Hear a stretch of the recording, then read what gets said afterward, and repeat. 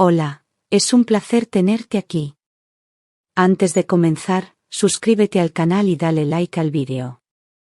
Me llamo Elena, tengo 32 años, y hace apenas 15 días di a luz a mi primer hijo, el niño que tanto soñé tener con el hombre que, hasta hace poco, creía que era el amor de mi vida.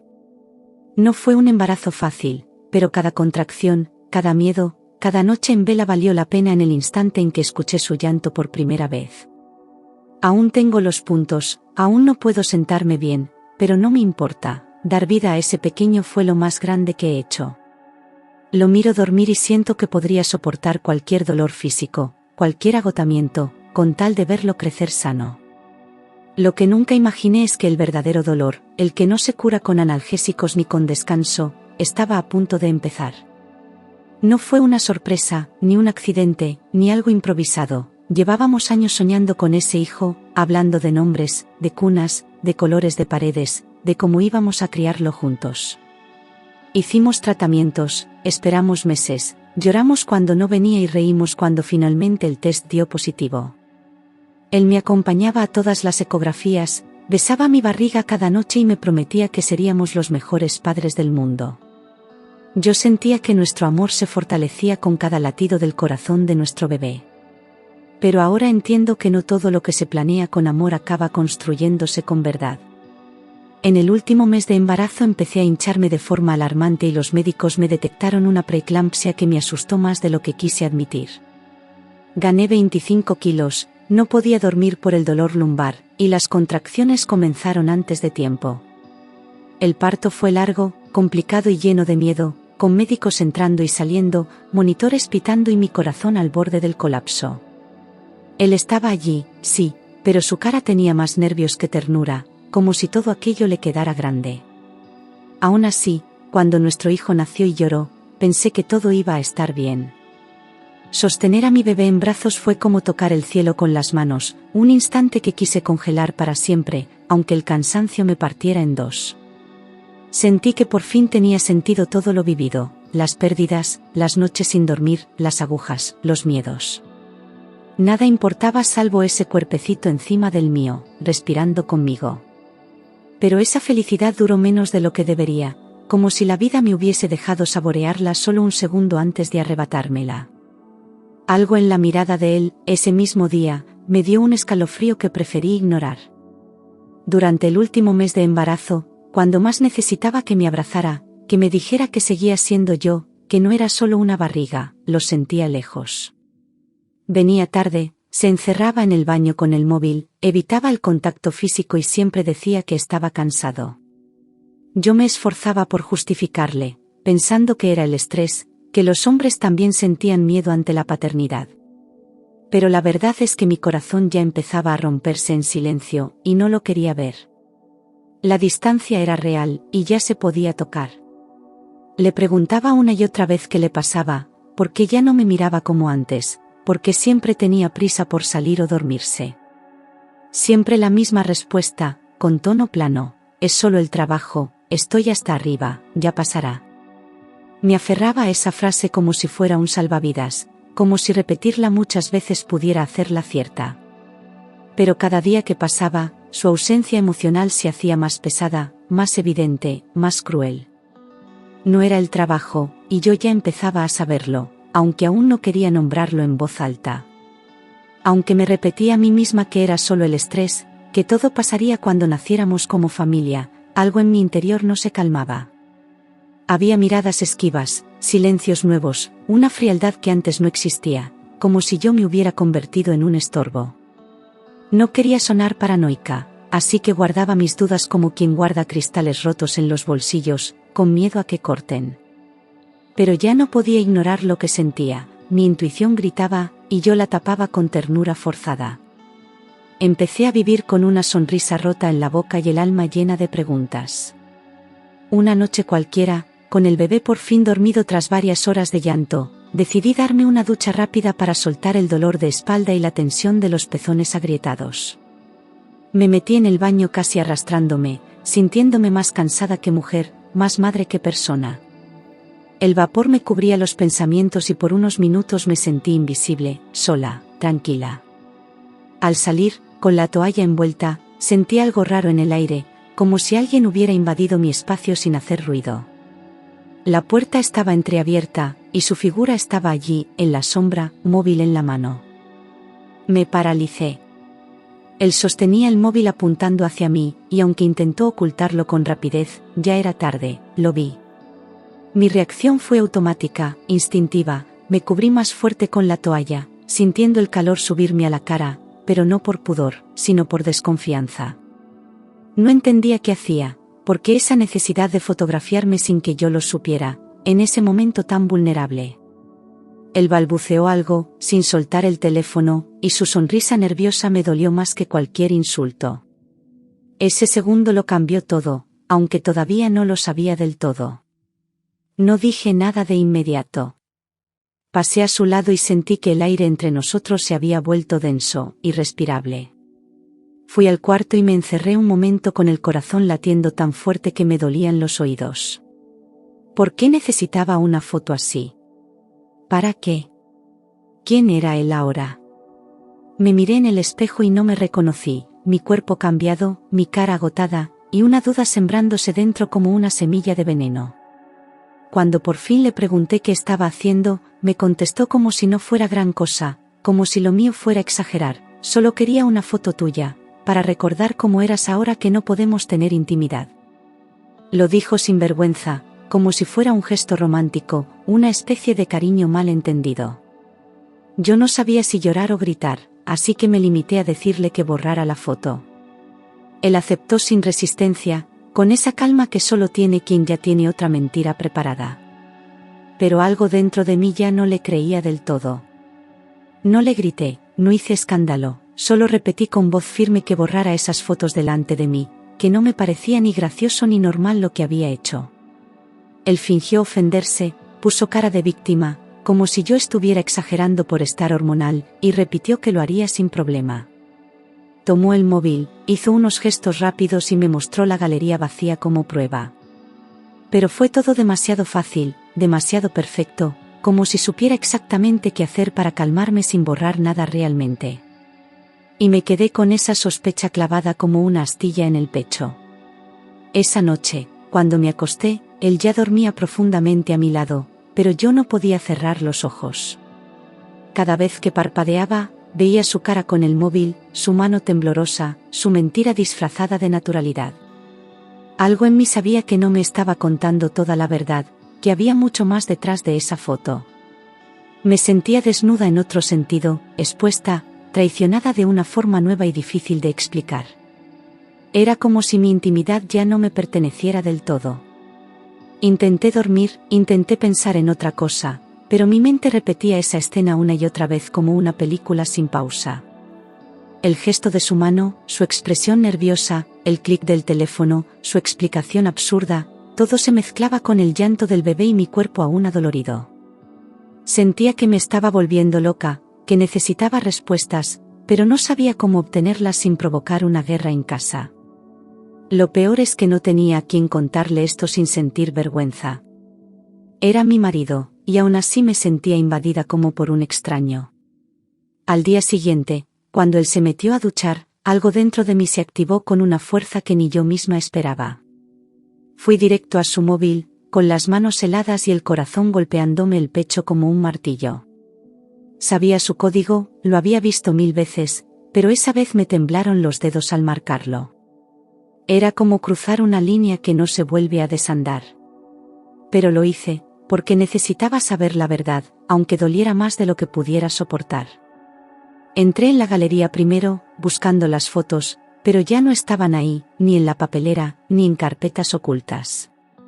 Entonces abrí sus mensajes, sin saber bien qué esperaba encontrar, pero sabiendo que si buscaba, era porque ya lo presentía. Había conversaciones vacías, otras borradas, pero una en particular me llamó la atención, un grupo de amigos con nombre de broma y muchos emojis. Al abrirlo, lo que vi me cortó la respiración. El aire dejó de circular por mi cuerpo. Allí estaban, sin filtros ni disimulo, las fotos que me había hecho saliendo de la ducha, completamente desnuda, mi cuerpo cambiado por el embarazo convertido en objeto de burla. Las había enviado a ese grupo, como si yo fuera un chiste, un trofeo viejo, una broma entre colegas. Sentí un calor subir por mi espalda, una rabia tan fuerte que me hizo marearme. Lo que era mío, íntimo, privado, había sido compartido sin mi consentimiento como si no valiera nada. En ese momento supe que algo se había roto para siempre. Justo debajo de la foto, su mensaje: mira cómo se ha puesto gorda después del parto. Como si el hecho de haber traído a su hijo al mundo fuera algo de lo que reírse, como si mi cuerpo, desgastado por el esfuerzo, fuera ahora solo motivo de desprecio. Me dolió más por venir de él, del hombre que decía amarme, que me juró apoyo incondicional. Ver esas palabras escritas me rompió en lugares donde nunca antes me había sentido frágil. Ya no era tristeza, era humillación. Pero lo peor fue seguir leyendo. No debía haberlo hecho, pero no pude parar, como quien ve venir un accidente y no aparta la mirada. Cada palabra escrita por sus amigos era como una piedra contra mi dignidad. Y entre los comentarios, había uno que lo cambiaba todo, que me hizo entender que la traición no era solo emocional ni digital. Él no solo me había ridiculizado, me había mentido en otro nivel mucho más cruel. Uno de sus amigos respondió con un mensaje que me dejó helada: muy gorda. Menos mal que tienes la carne de primera, la Clara, para comer. Clara. Ese nombre apareció como una bomba en mi mente. No era una amiga mía, ni de la familia. Era una compañera de trabajo suya, alguien de quien apenas había oído hablar, alguien que ahora, de pronto, tenía nombre propio dentro de su infidelidad. Ya no era solo una sospecha. Era real. Leí ese mensaje una y otra vez, intentando encontrar otra interpretación, una salida, algo que lo hiciera menos definitivo, menos devastador. Pero no la había. Solo quedaba enfrentar lo evidente: me había traicionado, me había expuesto, y se reía de mí a mis espaldas con otra mujer. Me derrumbé en silencio, sin gritos, sin lágrimas aún, como si el alma se me hubiera caído al suelo en pedazos. Ya no era tristeza, era descomposición. No lloré. No grité. Solo hice lo que mi instinto de supervivencia me dictó: tomé capturas de pantalla de todo, una por una, con las manos frías y los dedos firmes. Guardé cada imagen, cada palabra, cada prueba de su traición, como quien documenta un crimen. No lo hacía por venganza, lo hacía por mí, para no volver a dudar de lo que vi, para que nadie me pudiera llamar exagerada. Quería tener la verdad en mis manos, aunque doliera. Volví a dejar el móvil exactamente donde estaba, con el mismo porcentaje de batería, las mismas apps abiertas, como si jamás lo hubiera tocado. Me senté en el borde de la cama y respiré hondo, controlando las náuseas, el temblor, el vacío. No quería alertarle. Tenía que seguir observando, en silencio, con frialdad, por mucho que me rompiera por dentro. Ese era el nuevo juego: fingir mientras descubría toda la verdad. Esa noche me acosté a su lado como si nada hubiera pasado, fingiendo estar agotada, abrazando a nuestro bebé con una suavidad que me rompía el alma. No dormí ni un minuto. Lo escuché respirar tranquilo, ajeno a la tormenta que se desataba dentro de mí.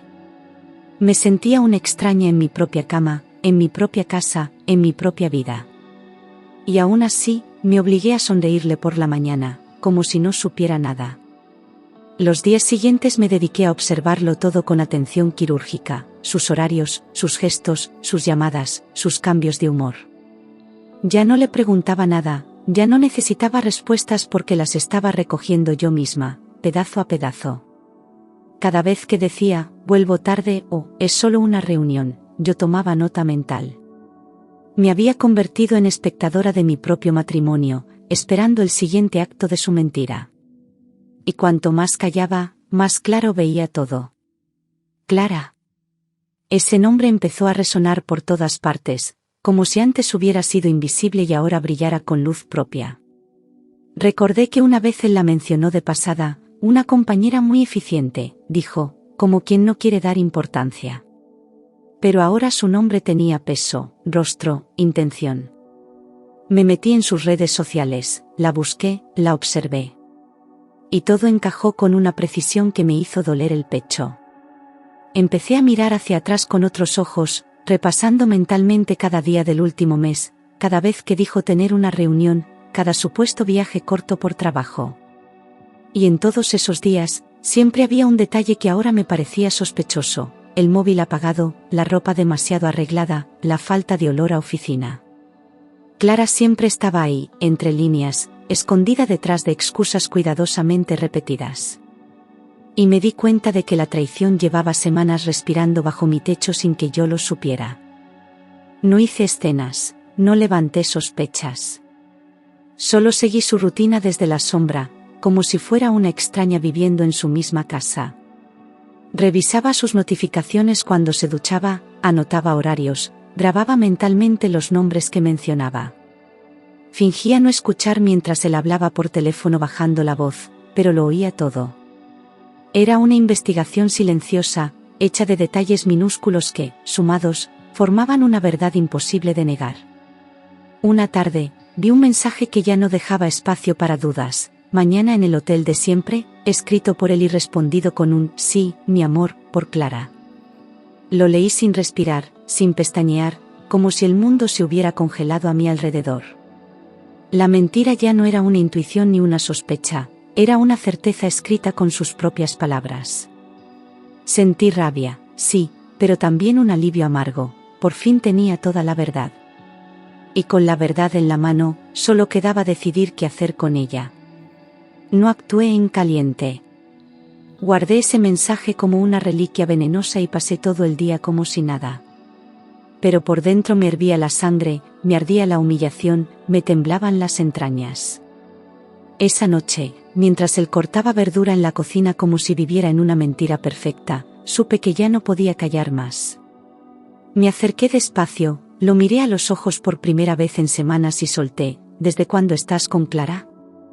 Tardó medio segundo en reaccionar, pero fue suficiente para delatarse.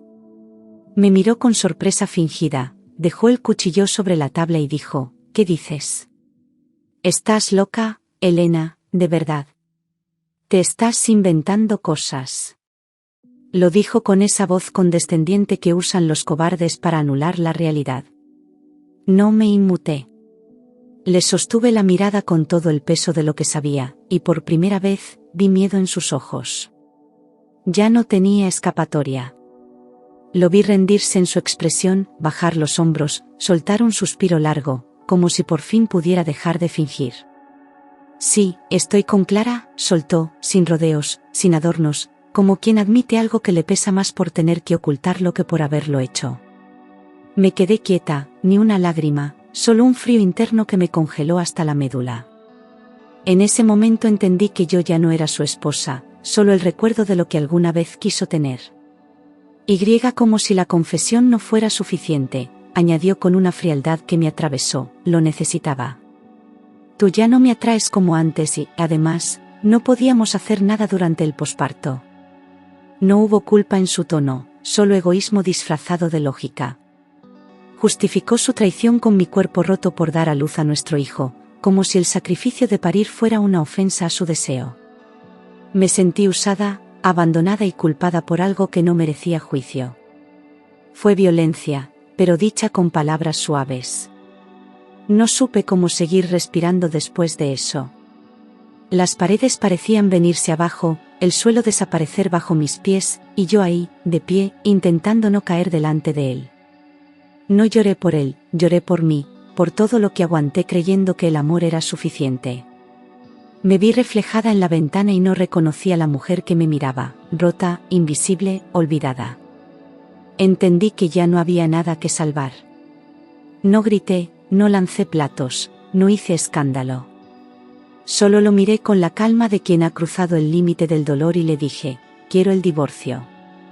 Su cara cambió de inmediato, como si no esperara que tuviera esa fuerza, como si me quisiera débil para siempre. Pero yo ya había muerto por dentro, y solo quedaba la reconstrucción. Me giré, cogí al bebé que dormía en su cuna, y supe que era el comienzo de una nueva vida. Desde ese momento, él dejó de ser padre. No preguntó por el bebé, no pidió verlo, no ofreció ayuda, como si el niño también hubiera sido parte del problema. Se borró. Desapareció de su vida como si nunca lo hubiera deseado, como si no hubiera soñado con ese hijo conmigo. Vi en sus actos una crueldad que dolía más que cualquier infidelidad. No solo me traicionó a mí, traicionó a su propio hijo. Después del divorcio, él no volvió a mirar atrás. No hubo llamadas, ni mensajes, ni siquiera un intento de saber si su hijo necesitaba algo. Pagaba lo mínimo exigido por ley, sin emoción, como quien liquida una deuda sin importancia. Yo me quedé sola con un recién nacido en brazos y un corazón hecho trizas, preguntándome cómo alguien podía desprenderse así de lo que había creado. Pero no tenía tiempo para lamentos, mi hijo dependía de mí. Hice las maletas con lágrimas en los ojos, metiendo en cajas no solo ropa y juguetes, sino también los restos de un hogar que ya no existía. Volví a casa de mi madre, con la cabeza agachada, sintiéndome fracasada, como si la culpa también fuera mía por no haberlo visto venir. Cada paso fuera de aquella casa era un paso que me alejaba de la humillación, pero también de lo que pensé que era mi vida. Era un duelo, pero sin ataúd. Y aún así, tenía que seguir. Mi madre me recibió con los brazos abiertos, sin hacer preguntas, sin reproches, solo con un silencio cálido que me sostuvo cuando ya no podía más. En su casa volví a dormir algo más tranquila, sabiendo que no estaba completamente sola. Ella me ayudaba con el bebé, me traía té caliente, me escuchaba llorar sin juzgar. Ese refugio fue mi salvación en los días más oscuros. Porque cuando una mujer se rompe, necesita otra que le recuerde que puede volver a construirse.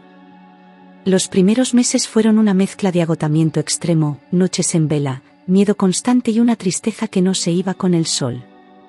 Cada pañal cambiado, cada toma, cada fiebre, la viví como una batalla sin refuerzos. A veces me sentía un robot, otras veces una fiera, pero nunca débil. Aprendí a hacer de todo, cuidar, calmar, planificar, resistir. Fue el año más duro de mi vida, pero también el más valiente. Cuando mi hijo cumplió 10 meses, encontré un nuevo empleo en una oficina pequeña, con horario flexible y sueldo justo. Me temblaban las manos el primer día, como si tuviera que aprender a ser otra mujer, una versión de mí que no recordaba.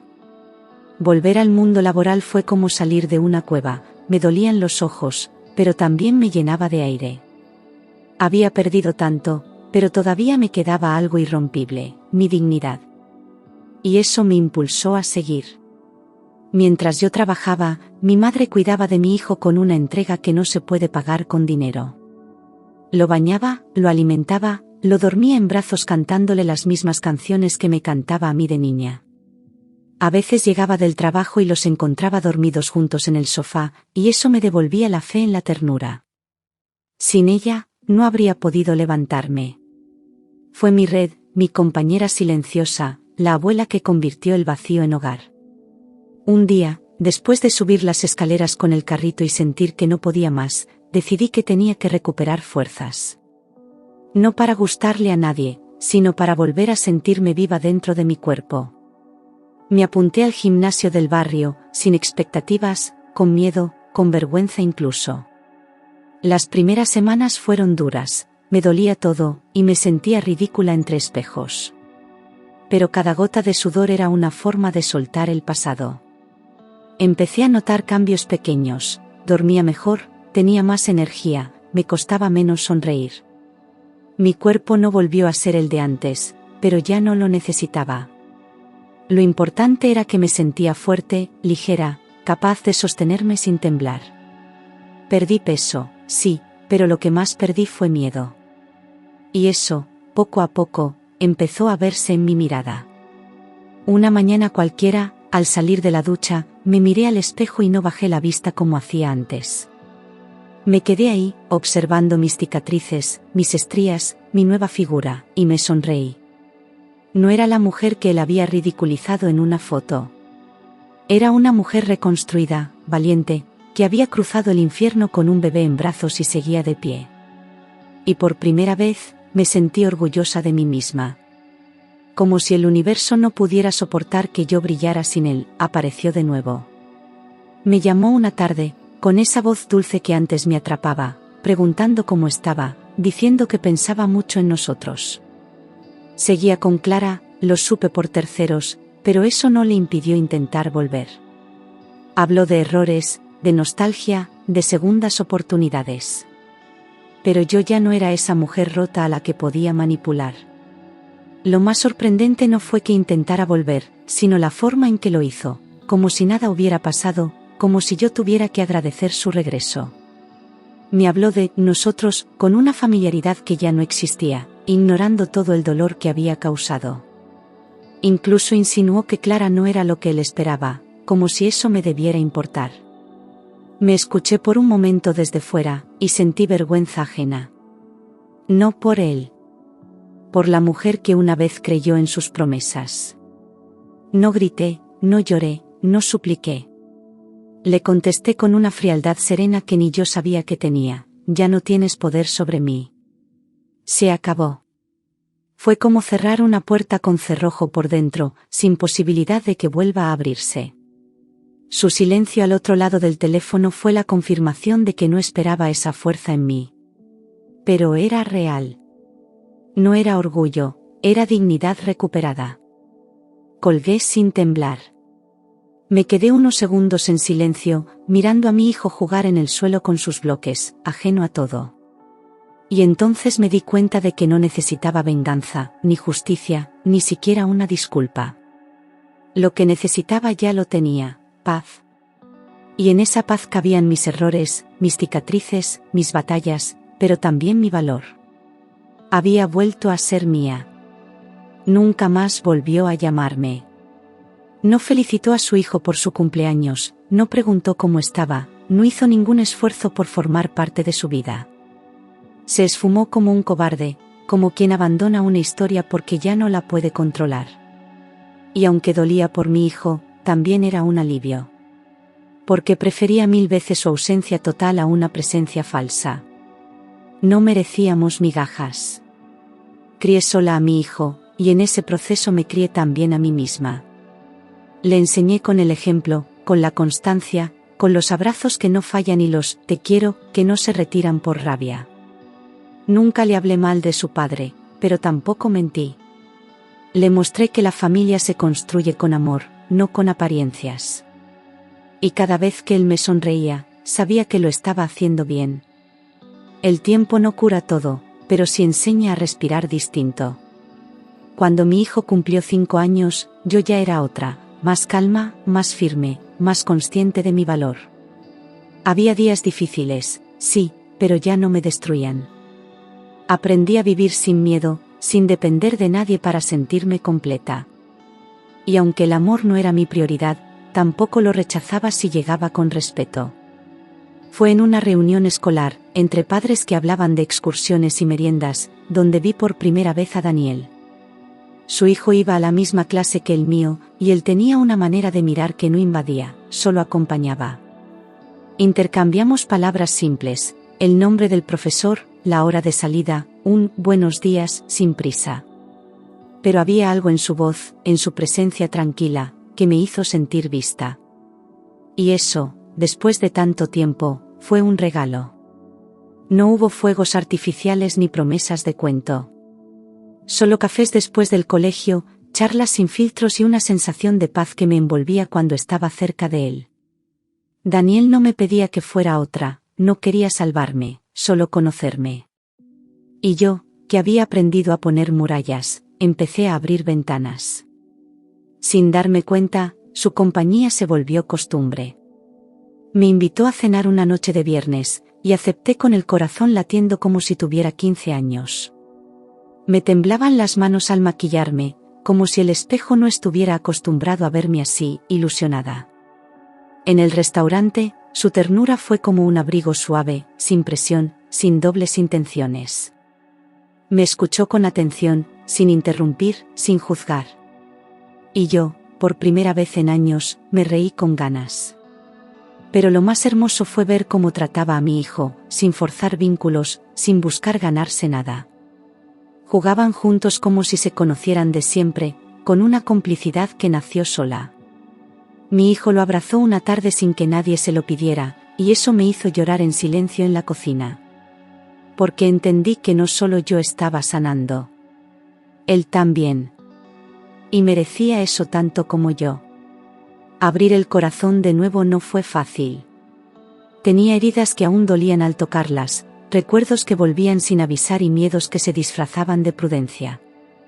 Pero Daniel nunca intentó forzar nada, caminó a mi lado con paciencia, dejando que yo marcara el ritmo. Me mostró que el amor sano no presiona, acompaña. Y poco a poco, dejé de protegerme del amor, y empecé a vivirlo.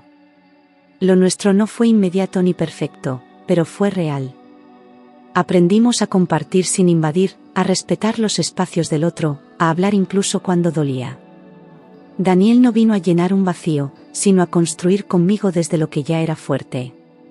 Con él descubrí que una familia no se define por la sangre, sino por el cuidado diario. Y por primera vez, sentí que tenía un compañero de verdad. Me miro al espejo ahora y no veo solo una mujer que superó una traición, veo a una madre que nunca se rindió, a una mujer que eligió volver a creer. Ya no cargo con vergüenza ni con rencor. Lo que me pasó no me define, lo que hice con eso, sí. Soy más fuerte, más libre, y sobre todo, más consciente de lo que merezco. Aprendí que el amor verdadero nunca hiere, no ridiculiza, no traiciona ni silencia. El amor que merezco me mira con respeto, me escucha, me espera y me valora. Y sobre todo, aprendí que no necesito a nadie para sentirme completa, pero que compartir mi vida con alguien que suma, es un privilegio. Ya no busco salvadores. Me salvé sola. Y eso nadie me lo quita. Miro a mi hijo y veo en sus ojos una luz que no existía antes, una paz que nació del entorno que construimos. Le enseñé con hechos que el respeto es innegociable, que el amor empieza por uno mismo y que nunca hay que quedarse donde no te valoran. Él crece sabiendo que su madre fue valiente, que eligió la dignidad por encima del miedo. Y eso, más que todo, me llena de orgullo. No sé en qué momento exacto dejé de ser víctima y empecé a ser protagonista de mi propia vida, pero ocurrió. Tal vez fue la noche en que dormí sin llorar, o el día en que dije no sin sentir culpa. Lo que sí sé es que renací. De unas cenizas sucias, con olor a traición y a miedo, surgió una mujer nueva. No perfecta, pero real, fuerte y dispuesta a no volver a aceptar menos de lo que merece. Un día, sin buscarlo, encontré aquella foto cruel en una carpeta olvidada de mi móvil. La miré con distancia, como quien observa a una desconocida. Y lejos de dolerme, me provocó ternura. Porque esa mujer rota que salía en la imagen no se rindió, no se quebró del todo. Me salvó, sin saberlo, y por ella soy lo que soy hoy. Borré la foto sin ceremonia. No por rabia, sino porque ya no tenía poder sobre mí. No necesitaba pruebas ni recordatorios. Lo vivido estaba donde debía estar, en el pasado. Y al borrar esa imagen, sentí que cerraba la última puerta que aún quedaba entreabierta. Hoy vivo en paz. En una casa pequeña, llena de risas, juguetes y abrazos sinceros. Daniel y yo no somos perfectos, pero somos un equipo.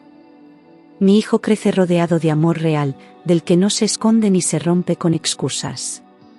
Y yo, por fin, me siento en casa dentro de mí.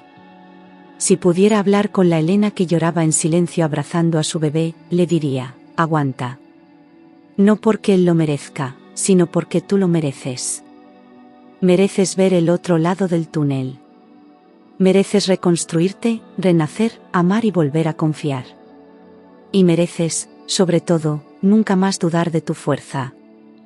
A veces me preguntan si le guardo rencor, si alguna vez pensé en vengarme, en hacerle pagar. La verdad es que no. El dolor que me causó no se borra, pero tampoco lo arrastro. Aprendí que soltar no es olvidar, es decidir que eso ya no merece espacio en lo que estoy construyendo. Él fue parte de mi historia, pero ya no escribe ni una sola línea más. Daniel me ve con una admiración tranquila, sin necesidad de halagos vacíos ni promesas grandilocuentes. Sabe lo que viví, lo que superé, y nunca ha intentado compararse con nada de eso. Solo me cuida. Y yo, que antes confundía amor con dependencia, ahora reconozco el amor en los pequeños gestos, ponerme una manta sin decir nada, lavar los platos mientras yo acuesto a nuestro hijo, respetar mis silencios. Mi hijo crece libre, amado, seguro. Nunca ha preguntado por su padre biológico, y yo tampoco he forzado esa conversación. Sé que llegará, algún día, y cuando lo haga, estaré preparada para responder con la verdad, sin odio. Le contaré que fui fuerte, pero también humana. Y que todo lo que hicimos, lo hicimos por amor, al futuro, no al pasado. Algunas noches, cuando la casa está en silencio, me permito llorar. No de tristeza, sino de gratitud. Por no haberme rendido, por haber elegido el camino más largo pero más digno. Por cada versión mía que cayó, se arrastró y se levantó con la cara manchada y el corazón lleno de miedo. Esa mujer sigue viva dentro de mí. Y me honra recordarla. Y así termino esta historia que no buscaba escribir, pero que necesitaba ser contada. Porque hay muchas Elanes ahí fuera, sosteniéndose en pedazos, creyendo que no van a poder más. A ellas les digo, sí, se puede. No todo será fácil, pero nada que valga la pena lo es. Y cuando al fin consigas respirar sin dolor, sabrás que esa también es una forma de victoria.